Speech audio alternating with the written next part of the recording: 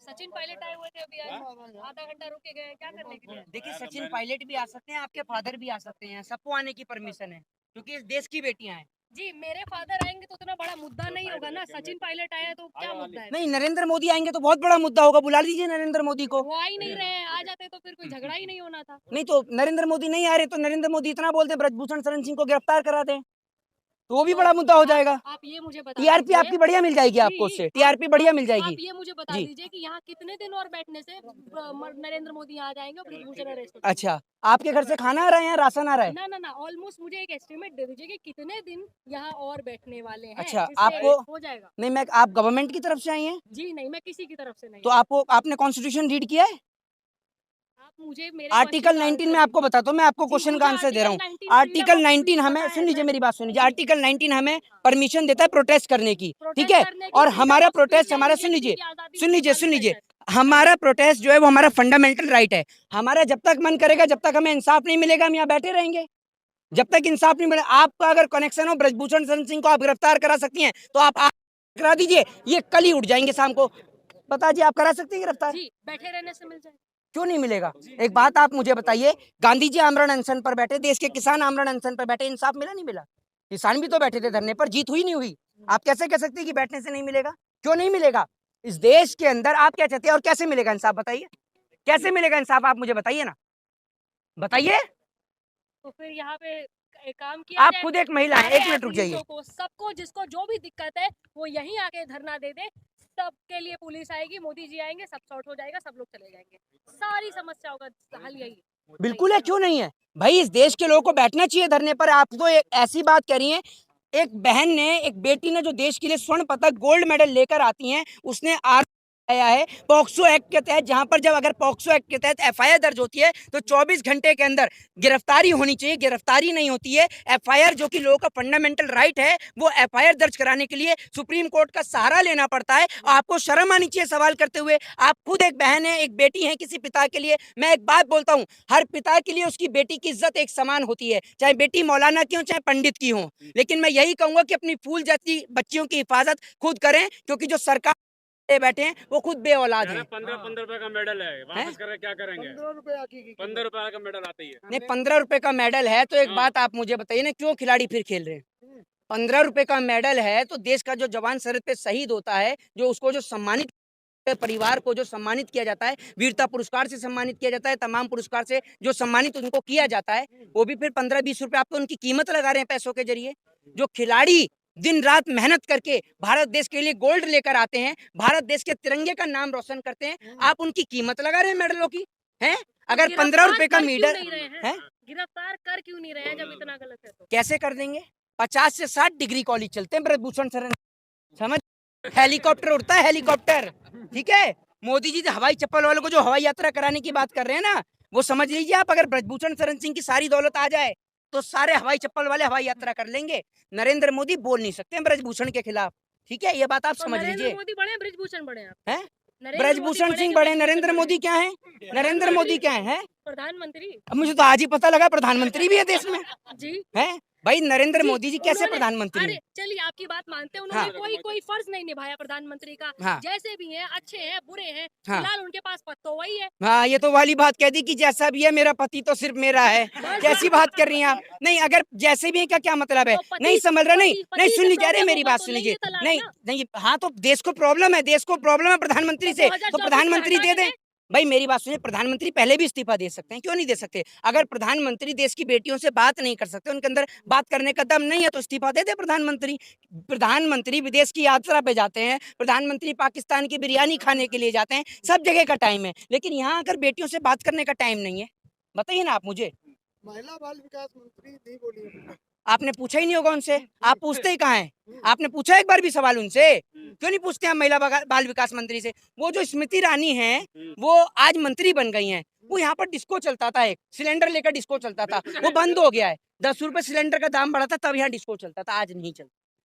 स्मृति ईरानी की बेटी के ऊपर जब आप सवाल करेंगे ना, स्मृति ईरानी सदन में खड़ी होकर चिल्लाएंगी, ठीक है।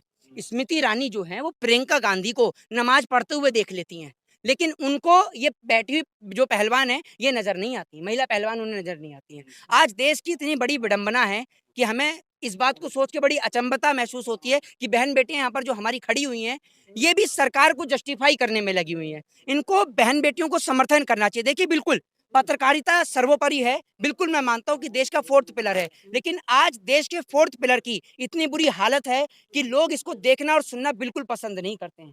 आज लोगों ने पत्रकारों के लिए इतनी गंदी और एक घृणा भरी छवि बना रखी है कि अगर कोई भी गोदी मीडिया का पत्रकार आता है तो लोग चिल्लाते हैं गोदी मीडिया गो बैक। जानते हैं उसके पीछे का कारण क्या है? ये गोदी मीडिया पाकिस्तान और यूक्रेन का युद्ध दिखाती है। पाकिस्तान वाले को पाकिस्तान में क्या खबर चल रही है ये जानने के लिए खुद हिंदुस्तान के टीवी देखने पड़ते हैं, तब उनको पता चलता है पाकिस्तान में क्या चल रहा है। उन्हें भी नहीं पता इतना जितना हमारे देश के पत्रकार जानते हैं पाकिस्तान के बारे में। वहां रसिया और यूक्रेन का युद्ध चल रहा था तो कहते हैं नरेंद्र मोदी जी ने एक फोन पे रुकवा दिया।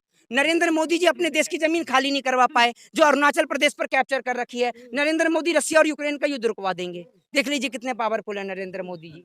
समझते हैं ना आप बात को? जो अपना पावर दिखा रहे हैं क्या, रैली करने, महारैली। देखिए मैं तो आपको हाँ, एक चीज अयोध्या बताता में। हूँ, मैं आपको एक चीज बताता हूँ, प्रधानमंत्री की जितनी भी पार्टी के लोग हैं हाँ। एक सारे के सारे एक से बढ़कर एक अपराधी प्रवृत्ति के हैं।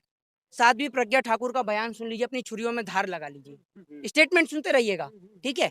उसके बाद में प्रधानमंत्री बेटी बचाओ बेटी पटाओ, गृह मंत्री ए सफेद टी शर्ट वाले जैसे गली मोहल्ले में आलू बेचने वाला आता है ना ऐसे ए सफेद टी शर्ट, ये देश के गृह मंत्री की लैंग्वेज है। एक बात आप मुझे बताइए, आप इतने सम्मानित पद पर बैठे हैं, आप इतनी बड़ी मिस्टेक कैसे कर सकते हैं?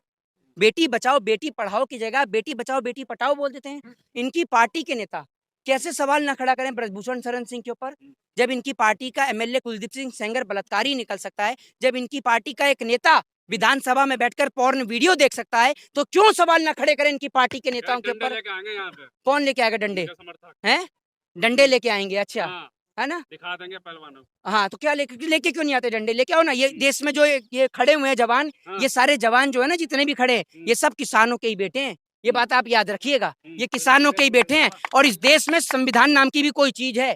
बाबा साहब भीमराव अंबेडकर ने इस देश को संविधान दिया, जिस संविधान की बदौलत आप क्या समझ रहे, नरेंद्र मोदी की बदौलत यहाँ बैठे हैं हम या अमित शाह की बदौलत बैठे हैं? अगर इस देश में डिक्टेटरशिप होती ना, तानाशाही होती, तो आज यहाँ पर कोई बैठा नहीं होता। ये बाबा साहब भीमराव अंबेडकर के संविधान की कानून की देन है कि आज देश के लोग यहाँ पर बैठे हुए हैं। और मैं उस संविधान निर्माताओं को सशक्त नमन करता हूँ और देश के लोगों से यही कहता हूँ कि अपनी बहन बेटियों को इतना पढ़ाएं, उन्हें जागरूक करें। उनको इस बात का पता होना चाहिए कि अगर आप एक बेटी को घूर कर भी देखते हैं तो उसके लिए भी इस देश के कानून में सजा का प्रावधान है। आप एक बेटी को घूर कर भी नहीं देख सकते हैं। लेकिन आज हमारे देश में बेटियों के साथ बलात्कार होता है, बेटियों के साथ में रेप होता है, लेकिन सरकार चुप और मौन रहती है, सरकार कुछ नहीं बोलती है जी। और बड़ा बड़ा दावा तो बहुत कर रहे हैं कि ये कानून व्यवस्था अच्छी हो गई, उत्तर प्रदेश में कानून का प्रतिशत घट गया, नरेंद्र मोदी ने कानून राज ला दिया है, गुंडा राज खत्म कर दिया। दावा तो बहुत बड़ा बड़ा कर रहे हैं वो लोग। हाँ तो ये अमित शाह जी क्या थे?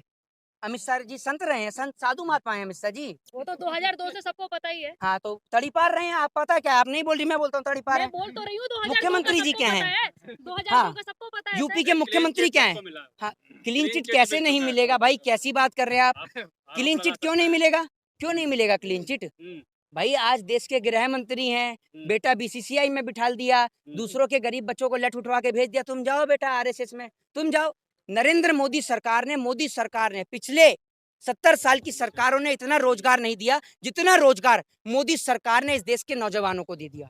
ये बात मैं आज आपको दावे से बोलता हूँ। रोजगार इतना, हाँ बहुत रोजगार मिला। हाँ बहुत कुछ अभी बताते हैं आपको, सुन लीजिए, अरे सुन तो लीजिए, रोजगार तो सुन लीजिए, बहुत तगड़ा काम दिया है। रोजगार इतना दे दिया, आधे नौजवानों को कह दिया तुम जाओ, तुम जाके आगरा के ताजमहल के कमरे खुलवाओ, तुम जाओ, तुम कुतुब मीनार पे चढ़ जाओ, तुम जाओ, तुम जाके मस्जिद के लाउड स्पीकर उतरवाओ। सब नौजवानों को काम दे दिया। अगर उसके बाद भी कोई खाली है तो उसको कह दिया बुलडोजर चल रहा है, तुम देखो बुलडोजर कैसे चल रहा है। और उसके बाद भी कोई खाली पड़ा हुआ है तो उसको कह दिया जो रहा है देखो रुपया कहाँ गिर रहा है, भारत देश का रुपया गिर रहा है। होड़ लग रही है, सेंट्रल गवर्नमेंट ज्यादा गिरेगी या देश का रुपया ज्यादा गिरेगा? दोनों बराबर का गिर रहा है, लेकिन ये आप ये समझ लीजिए बराबर गिर रहा है। एक और बात आप और जो बताइए जी मुझे, जो अभी आप इतना बोल रहे हैं कि अनएम्प्लॉयमेंट आ गया है, हाँ। उसके बाद भी तो हमारे देश का युवा है वो हनुमान चालीसा और रामचरित मानस का पाठ करने में जुटा हुआ है, उसे कोई मतलब नहीं है रोजगार से। उस पे कुछ कहिए ना। आपने हनुमान चालीसा पढ़ी है कभी? पढ़ी है आपने? ऑफ कोर्स है कहाँ से शुरू होती है बताइए जरा, कहाँ से शुरू होती है श्री श्री गुरुचरण सरोज। और खत्म कहाँ पे होती है? कितनी क्या है इसमें, कितनी चौपाई होती है बताइए? आप मेरे क्यों बोलते हैं क्वेश्चन इसको का जवाब 40 क्यों बोलते हैं? 40 चौपाई चौपाई होती है होती इसलिए है, होती है, इसलिए ठीक है? बोलते हैं। मैं आपको एक बात बता रहा हूँ, अब एक बात का आप मुझे जवाब दीजिए, नरेंद्र मोदी के जरा 5 काम गिनाइए जरा यहाँ खड़े होकर। आप मुझे ये बताइए कि अनएम्प्लॉयमेंट नहीं दे रहे तब भी सबको मैं हनुमान चालीसा का पाठ अच्छा लग रहा है, अभी एक मजा आ रहा बात है आप करने मुझे में। बताइए ना, ये बात तो इस देश के नौजवानों को समझनी चाहिए।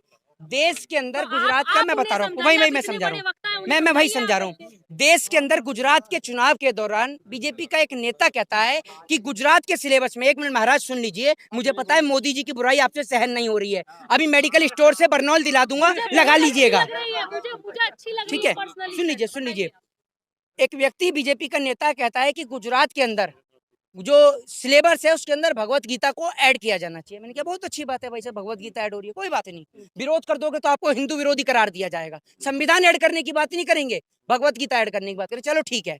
हमने उस पर एक सवाल कर लिया कि जब देश के अंदर भगवत गीता सिलेबस में ऐड हो ही रही है तो मुख्यमंत्री शिवराज सिंह चौहान का बेटा वहां क्यों पढ़ने जा रहा है विदेश में? यहाँ पढ़े ना भगवत गीता, ये मुझे बताइए ना। अमित शाह जी का बेटा भगवत गीता पढ़े, क्यों नहीं पढ़ते? बीसीसीआई में क्यों बैठा हुआ है भाई? इनका बेटा एलएलबी की पढ़ाई क्यों कर रहा है?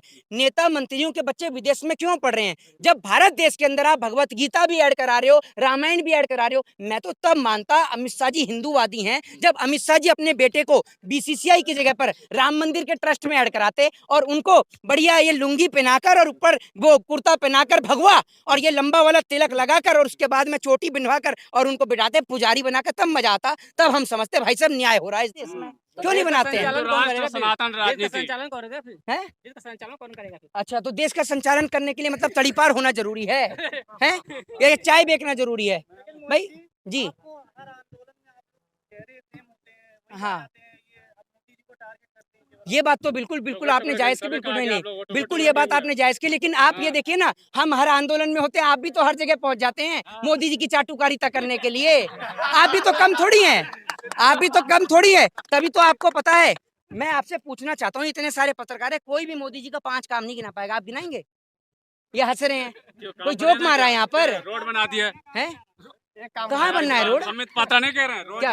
रोज स्कूल बन रहा है, रोड बन गया, IITI बन रहा है, अमित पात्रा क्या आपके हो गए, एक मिनट, मंदिर बन गया। नो आईआईटी बनाए। हाँ, एक मिनट, एक मिनट, देखिए, ये देखिए, सब्सक्राइब करें हमारे YouTube चैनल को और बने रहें हमारे साथ।